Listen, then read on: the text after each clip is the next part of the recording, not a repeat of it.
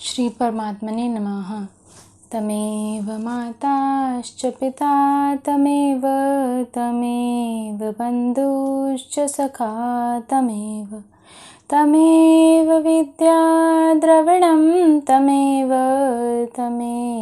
सर्वं मम देवदेवम्। आज हम गीता का दूसरा अध्याय शुरू कर रहे हैं। तो आज हम दूसरे अध्याय के सार के बारे में पढ़ेंगे कि इसमें दूसरे अध्याय में किस बारे में बताया गया है। अध्याय का नाम। इस अध्याय में शरणागत अर्जुन द्वारा अपने शोक की निवृत्ति का एकांतिक उपाय पूछे जाने पर पहल भगवान ने 30वें श्लोक तक आत्म तत्व का वर्णन किया है। सांख्य योग के साधन में आत्म तत्व का श्रवण मनन और निधि स्थान ही मुख्य है।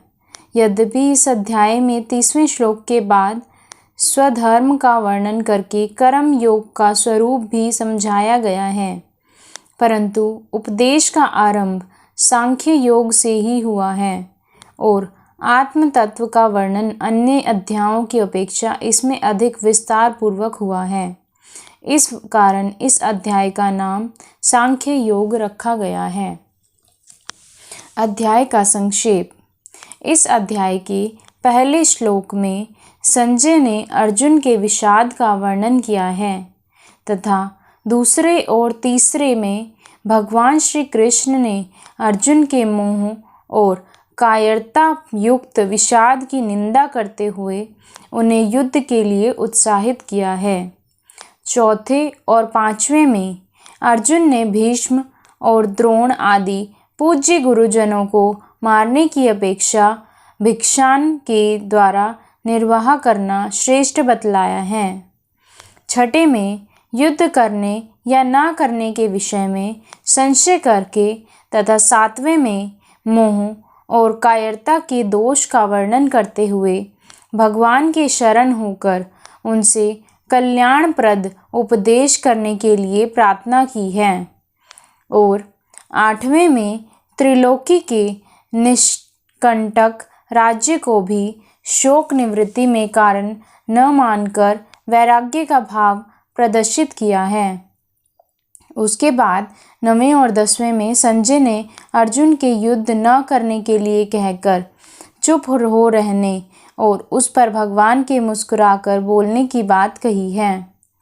तदनंतर 11वें से भगवान ने उपदेश का आरंभ करके 12वें और 13वें में आत्मा की नियतता और निर्विकारिता का निरूपण करते हुए 14वें में समस्त भोगों को अनित्य बतलाकर सुख दुख आदि द्वंद्वों को सहन करने के लिए कहा है और 15वें में उस सहनशीलता को मोक्ष प्राप्ति में हेतु बतलाया है।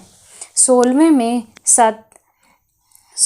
में सत और असत का लक्षण कहकर 17वें में सत और 18वें में असत वस्तु का स्वरूप बतलाते हुए अर्जुन को युद्ध करने की आज्ञा दी है।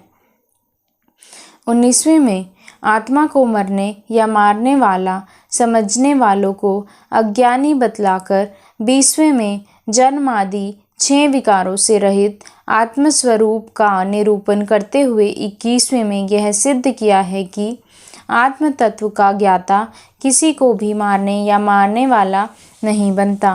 तदनंतर 22वें में मनुष्य के कपड़े बदलने का उदाहरण देते हुए शरीरांतर प्राप्ति का तत्व समझाकर 23वें से 25वें तक आत्म तत्व को अयेच अधा अक्लेख और आयुष्य और तथा नित्य सर्वत स्थाणु अचल सनातन अव्यक्त अचिंत्य और निर्विकार बतलाकर उसके लिए शोक करना अनुचित सिद्ध किया है। 26वें और 27वें में आत्मा को जन्मने और मरने वाला मानने पर भी 28वें में शरीरों की अनित्यता के कारण भी शोक करना अनुचित बतलाया है।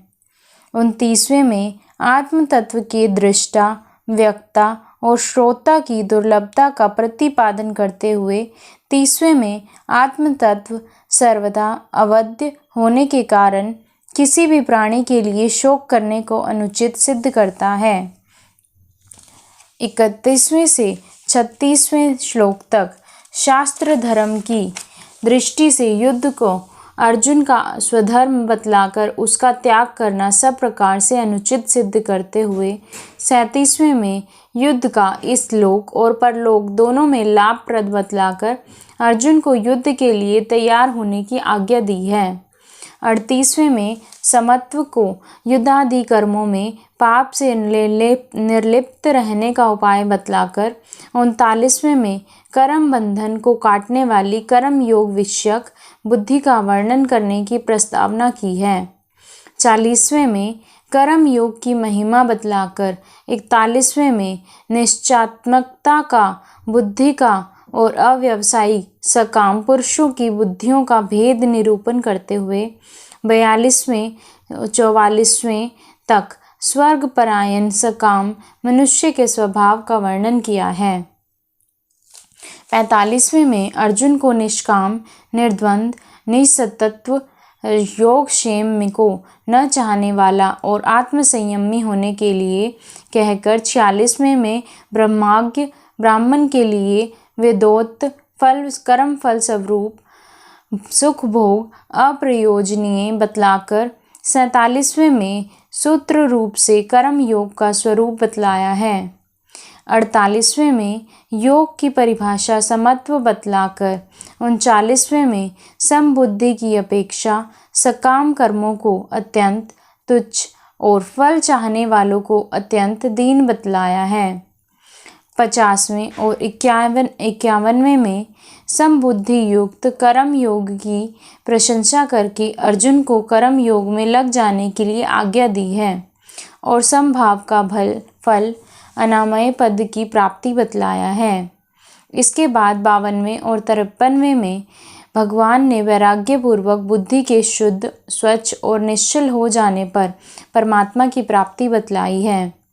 54वें में अर्जुन ने स्थिर बुद्धि पुरुष के विषय में 4 प्रश्न किए हैं और 55वें में पहले प्रश्न का, 56वें में और 57वें में दूसरे का और 58वें में तीसरे प्रश्न का सूत्र रूप से उत्तर देते हुए भगवान श्री कृष्ण ने 55वें से 58वें तक समस्त कामनाओं का अभाव ब्राह्म साधनों की अपेक्षा न रखकर अंतरात्माओं में ही सदा संतुष्ट रहना, दुखों से उद्विग्न न होना, सुखों में स्पृहा न करना, राग भय और क्रोध का सर्वथा अभाव, शुभाशुभ की प्राप्ति में हर्ष शोक और राग द्वेष का न होना तथा समस्त इंद्रियों को विषयों से हटाकर अपने वश में करना आदि स्थिर बुद्धि पुरुष के लक्षणों का वर्णन किया है।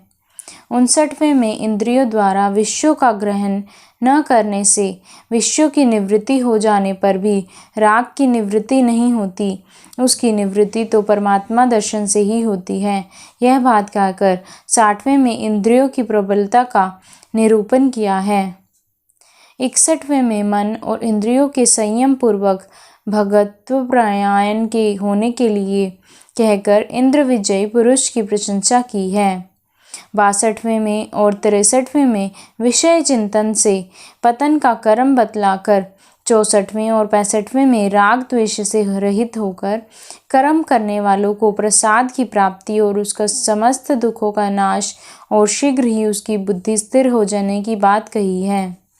तरंतर 66वें में अयुक्त पुरुष के लिए श्रेष्ठ बुद्धि भगवत चिंतन शांति और सुख का अभाव दिखलाकर 67वें में वायु और नौका के दृष्टांत से मन के संयोग से इंद्रियों को बुद्धि का हरण करने वाली बतलाते हुए 68वें में यह बात सिद्ध की है कि जिसकी इंद्रियां वश में हैं वही वास्तव में स्थिर बुद्धि है।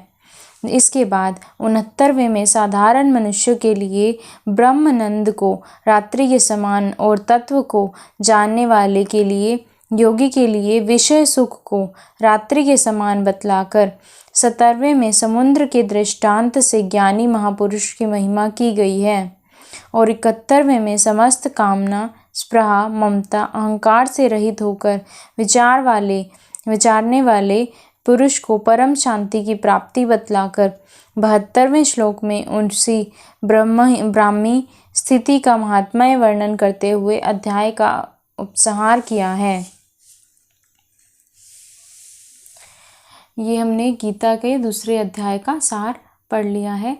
इसके बाद हम एक एक श्लोक जो है पूरा विस्तार से पढ़ेंगे।